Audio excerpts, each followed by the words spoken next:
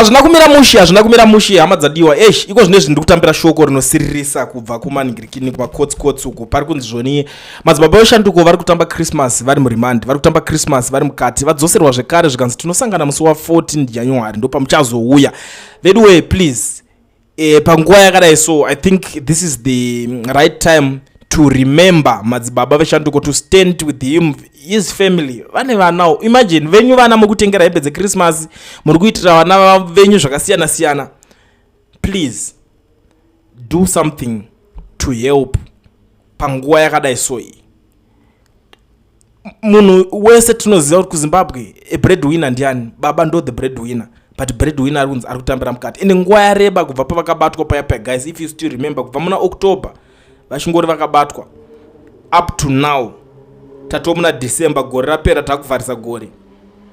Please panodiwa help, kwete help nje, but help ine musoro kubatsira kuti zvinhu zviite sei zvifambe zviende kumberi. So vanokwanisa kuningirikina munoziva pekuwana macontacts ekubatsirana nefamily. Tikutaura vanhu vari serious about kubatsira. It doesn't make sense kuti tinge tichati wakapublisha dzaningi. If you scroll on social media makasearcha maningirikini madetails direct to the family emukadzi wacho munomawana mubatsirawo. December yasvika wevedwe mimba munototoya muri kuita rangarirayo kuti munhu ari kuspenda nikinari koko. Kune vamwe vanoti inini ndoda kutanga ndataura naiyo Madzibaba Veshanduko wacho kuti ndizokwanisa kuti asini kuziva kuti pari kudiwa help ndepapi. Zvakakosha izvozvo ende inini ndinotozvikurudzira. Ndonguva yacho kungobvunza time inodiwa kurimand yevisit yayo mungoenda ikoko motase monovisita monotaura navo vokuonesai kuti I think for now pari kudiwa help pakati nepakati zvinhu zvokwanisa kuenda kumberi. And I'd like to thank vanhu vakawanda. Kune vaimbobatsirawo neGoFund here guys. It's very important.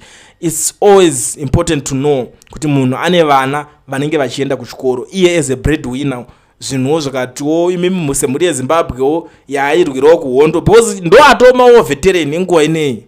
Mawo veteran kuti it's not easy to fight this regime yeZANU-PF yokuti vane resources, they've got everything, vane mari, vane zvigananda, vane mota dzekuita zvese zvavanenge vachida kuita, but munhu achifighta resources tushoma tokuti obva azohaya mota oti taurenda pakati tozodai so. Ende musakanganwe musi wakasungwa Madzibaba Veshanduko padheria high speed chase, driver vaungava naye vakamuti rowa mota tiende, akatadza kumutsa mota kurowa mota, akatobatwa akasungwawo akanzi iwewe wanga uri part of the team. So pamunorangarira vamwewo musakanganwe kurangarira that driver iyeye kuti driver not easy wongobatwa pamwewo ndezvekazhinji zviri mota dzemataxi dzemuHarare munozviziva.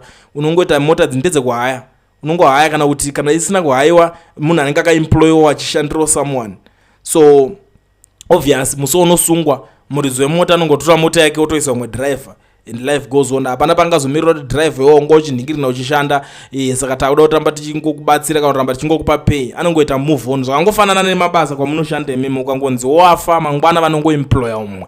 So ndo zvinhu zvinenge zvakaitika. Saka ndakangoti ndingoya panapa. This message is very important guys to always remember kuti Madzibaba Veshanduko vari kutambira Christmas mukati, asi iwo paunodyawo nenyama wakaruma zehuku ziva kuti kutokwe munhu akazvipira kurwira. And it's not only Madzibaba Veshanduko, vakawanda mamwe makomberezi, but tichazoya tichikudzai kuti vamwe vacho vanenge vatongwa vachinzi kudii. But kana tikazongobuda tokudzai kuti ningadai ninganzi achatongwa so, ningachanzi achatongwa so. For now tangomirira Madzibaba Veshanduko vanzi bail hearing musi wa14 January ndo mamirira achanga akaita zvinhu zvacho ipapapa. Saka garai maita plan. I trust you Mazimbabweans. Thank you so much.